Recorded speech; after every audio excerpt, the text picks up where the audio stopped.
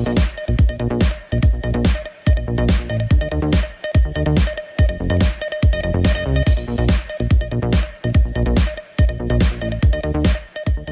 लोग पढ़ने जा रहे हैं रसायन शास्त्र का चैप्टर नंबर 2, अम्ल, भस्म एवं लवण। इसको acid, base and salts English में कहते हैं। और पहला चैप्टर का वीडियो बनकर अपलोड हो चुका है। अगर नहीं देखे हैं तो उसको जाकर देख ले, उसका लिंक वीडियो के डिस्क्रिप्शन में दिया गया है। तो पहला क्वेश्चन है अम्ल। अम्ल क्या है? एसिड्स क्या है? अम्ल वह पदार्थ है जिसका जलीय विलयन स्वाद में खट्टा होता है तथा धातु से अभिक्रिया कर हाइड्रोजन गैस मुक्त करता है। सभी अम्ल जल में घुलकर H+ आयन प्रदान करते हैं। यानी कि अम्ल वह पदार्थ है जिसका जलीय विलयन स्वाद में खट्टा होता है और धातु से अभिक्रिया कर हाइड्रोजन गैस मुक्त करता है। सभी अम्ल जल में घुलकर H+ आयन प्रदान करते हैं। कुछ अम्ल का उदाहरण दिया गया है, जैसे HCl अम्ल हो गया, CH3 COOH ये भी अम्ल है, H2SO4 ये भी अम्ल है। आगे देखिए, अम्लों के सामान्य गुणों का उल्लेख करें। और ये भी क्वेश्चन बार बार एग्जाम में पूछा ही जाता है। तो अम्ल के सामान्य गुण निम्न है। क्या है? तो इसका सामान्य गुण पहला है, इसका स्वाद खट्टा होता है। यानी अम्ल जो होता है स्वाद में खट्टा होता है। ये नीले लिटमस को लाल कर देता है। ये नीले लिटमस जो होता है उसको लाल कर देता है। ये धातु के साथ अभिक्रिया करके हाइड्रोजन गैस बनाता है। अगला पॉइंट है, ये कार्बोनेट के साथ अभिक्रिया करके कार्बन डाइऑक्साइड उत्पन्न करता है। अगला है, अम्ल भस्म के साथ अभिक्रिया करके लवण और जल बनाता है।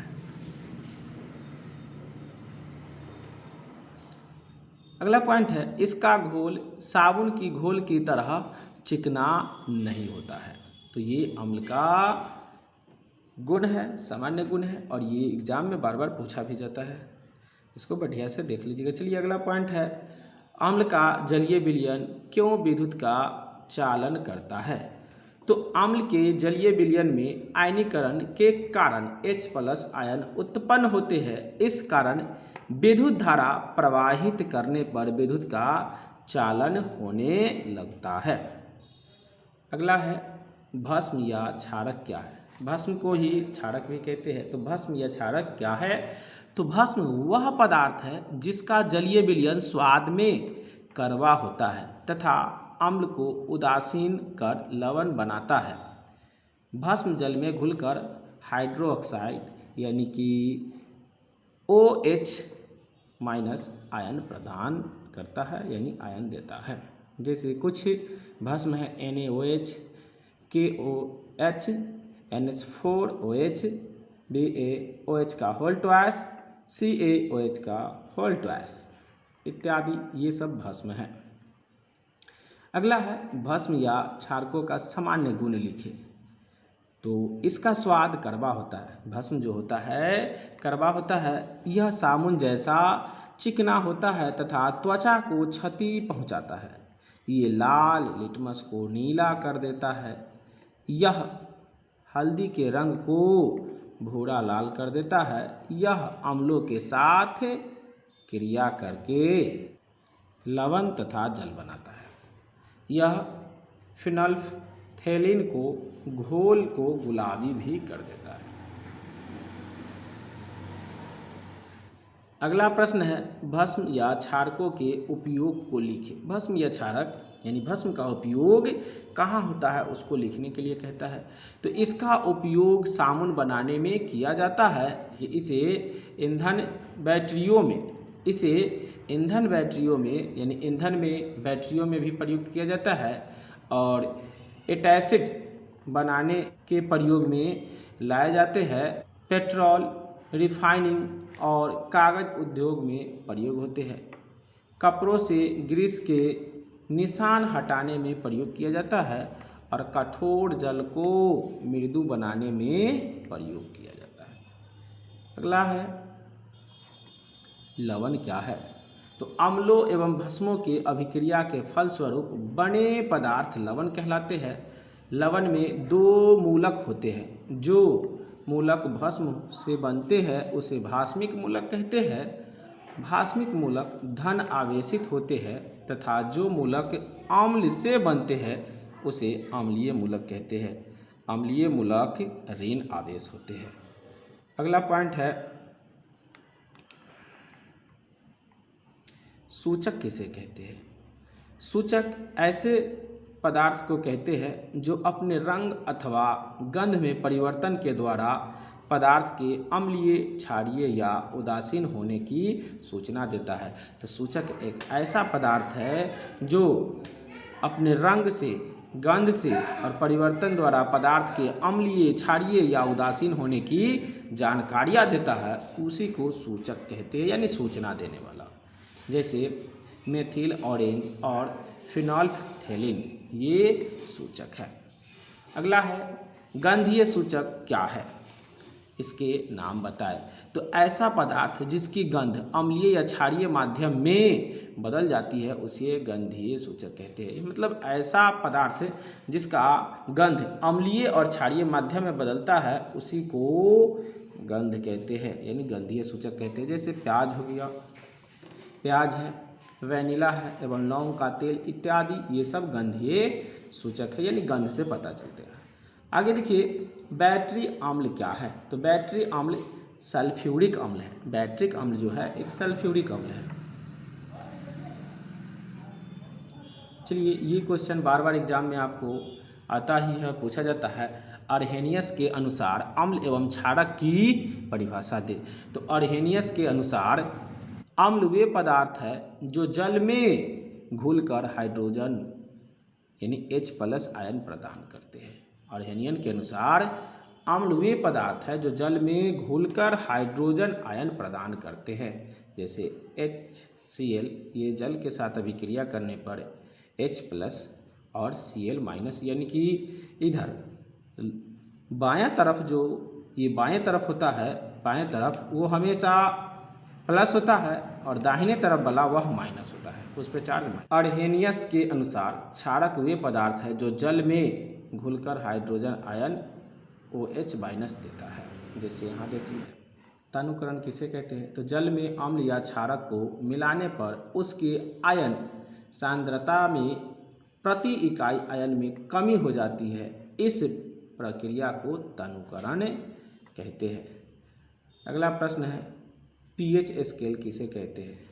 तो किसी विलयन में उपस्थित हाइड्रोजन आयन की सांद्रता ज्ञात करने के लिए एक स्केल विकसित किया गया है जिसे pH स्केल के नाम से जाना जाता है। अब देखिए कोई भी पदार्थ अम्लीय होता है, भास्मिक होता है या उदासीन होता है, तो सबको चख के तो पता नहीं किया जा सकता है कि ये अम्लीय है, उदासीन है या क्षारीय है। तो उसको जांचने के लिए जिस स्केल का प्रयोग करते हैं उसी को pH स्केल के नाम से जाना जाता है। जो pH स्केल का यहाँ डायग्राम आप देख सकते हैं, ये pH स्केल है। इसमें देखिए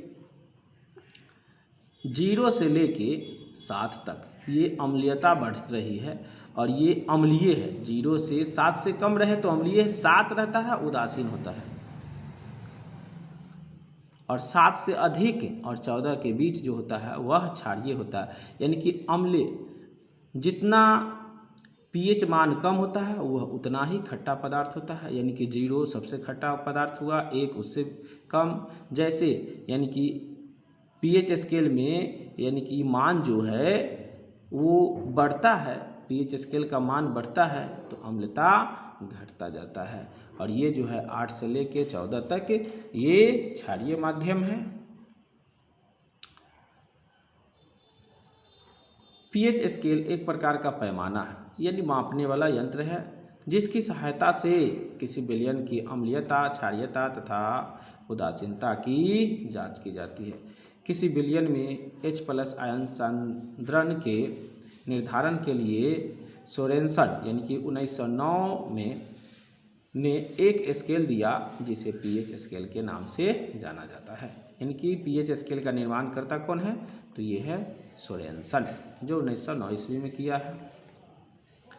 अगला पॉइंट है पीएच स्केल में पी तथा एच क्या संकेत करता है। पीएच स्केल में पी तथा एच क्या संकेत करता है? तो पीएच प्रतीक में पी की व्युत्पत्ति शब्द पोटेंस से हुई है, जिसका अर्थ है शक्ति, यानी कि पी शक्ति को दर्शाता है। इस प्रकार पीएच का मान विलयन में हाइड्रोजन आयन की शक्ति को निरूपित करता है। अतः किसी विलयन के पीएच का मान उसमें उपस्थित H+ आयनों की सांद्रता के लघुगणक का ऋणात्मक मान होता है। अगला क्वेश्चन है ताज़ा दूध का पीएच मान 6 से कम होता है, दही बन जाने पर पीएच मान में क्या परिवर्तन होगा? दही में लैक्टिक अम्ल होता है, अर्थात जब दूध से दही बनता है तो वह अम्लीय हो जाता है, इसलिए पीएच मान 6 से कम हो जाता है। यानी कि जब ताज़े दूध का मान पीएच मान 6 होता है और जब दूध से दही में परिवर्तन होता है तो उसका स्वाद जो होता है खट्टापन बढ़ जाता है। तो जैसे ही खट्टापन बढ़ता है तो पीएच मान घट जाता है, यानी कि पीएच मान उसका जो होगा वह घट जाएगा। अगला प्रश्न है एक ग्वाला ताज़े दूध में थोड़ा बेकिंग सोडा मिलाता है, क्यों मिलाता है? तो ताज़े दूध के पीएच के मान को 6 से बदलकर थोड़ा सा क्षारीय क्यों कर देता है? तो दूध को दही बनने में अधिक समय क्यों लगता है? चलिए आइए पहला पॉइंट का जवाब देते हैं। बेकिंग सोडा क्षारीय होता है, बेकिंग सोडा जो होता है वह क्षारीय होता है, इसलिए बेकिंग सोडा मिलाने पर ताज़े दूध का पीएच का मान 6 से थोड़ा क्षारकता की ओर हो जाता है, इसलिए दूध से दही नहीं हो पाता है। यानी कि दूध में बेकिंग सोडा डाल दिया जाता है तो उसका क्षारीयता यानी अम्लीयता थोड़ा बढ़ता है, यानी कि क्षारीय के रूप में हो जाता है, जिससे दूध से दही नहीं हो पाता है, यानी दूध खराब नहीं होता है। बेकिंग सोडा मिलाने से दूध की पीएच की क्षारकता की तरफ बढ़ जाती है, इसलिए पीएच का मान को कम होने में समय लगता है और दूध से दही बनने में अधिक समय लग जाता है। अगला क्वेश्चन है प्रबल अम्ल किसे कहते हैं? तो वे अम्ल जो जलीय विलयन में पूरी तरह से आयनीकृत हो जाते हैं और हाइड्रोनियम आयन H3O+ की उच्च सांद्रता उत्पन्न करते हैं, उसे प्रबल अम्ल कहते हैं। एग्जाम्पल देखिए हाइड्रोक्लोरिक अम्ल HCl, सल्फ्यूरिक अम्ल H2SO4 हुआ और नाइट्रिक अम्ल NHO3 हुआ। अगला है दुर्बल अम्ल क्या है? वे अम्ल जो जल में घुलकर सिर्फ आंशिक रूप में ही आयनित होते हैं, यहाँ फुल स्टॉप होगा, आयनित होते हैं, पूर्णतः नहीं, उसे दुर्बल अम्ल कहते हैं। जैसे एसिटिक अम्ल, कार्बनिक अम्ल, फॉर्मिक अम्ल, ऑक्जेलिक अम्ल इत्यादि, ये जो है दुर्बल अम्ल है। अगला है प्रबल अम्ल और सांद्र अम्ल में अंतर बताएं। तो प्रबल अम्ल और सांद्र अम्ल में निम्न अंतर है। पहला है प्रबल अम्ल जल में घुलकर पूर्णतः आयनित होकर हाइड्रोजन आयन प्रदान करते हैं, जबकि सांद्र अम्ल जल में घुलकर आंशिक रूप में आयनित होते हैं। अगला है प्रबल अम्ल में जलीय विलयन में H+ आयनों की संख्या अपेक्षाकृत अधिक होती है तथा सांद्र अम्ल के जलीय विलयन में जल की मात्रा कम से कम होती है। अगला पॉइंट है दुर्बल भस्म तथा तनु भस्म में अंतर बताए। दुर्बल भस्म तथा तनु भस्म में निम्न अंतर है। दुर्बल भस्म वे है जो जलीय विलयन में सिर्फ अंशतः आयनित होकर कम मात्रा में हाइड्रोक्साइड आयन प्रदान करते हैं तथा तनु भस्म वह है जो जलीय विलयन में लगभग पूर्णतः आयनित होकर काफ़ी मात्रा में हाइड्रोजन आयन प्रदान करते हैं। उसके बाद NH4OH CaOH का होल ट्वाइस MgOH का होल ट्वाइस दुर्बल भस्म है तथा NaOH और KOH प्रबल भस्म है। उत्फुल्लन से क्या समझते हैं? तो किसी जलयोजित लवण को वायु में खुला रखने पर उससे यानी उसमें से क्रिस्टल जल के मुक्त होकर वायुमंडल में चले जाने की प्रक्रिया को उत्फुल्लन कहते हैं। यानी कि जब हम लोग कोई कपड़ा धोते हैं तो उसको सूखने के लिए खुली हवा में छोड़ देते हैं तो उसमें के पानी जो है सूखकर वायुमंडल में चला जाता है, उसी प्रक्रिया को उत्फुल्लन के नाम से जाना जाता है। तो फिर इसका अगला वीडियो में जो क्वेश्चन बचा है उसको डिस्कस करेंगे, और इस चैनल से जुड़े रहें और इस तरह के वीडियो आप लोग देखते रहें।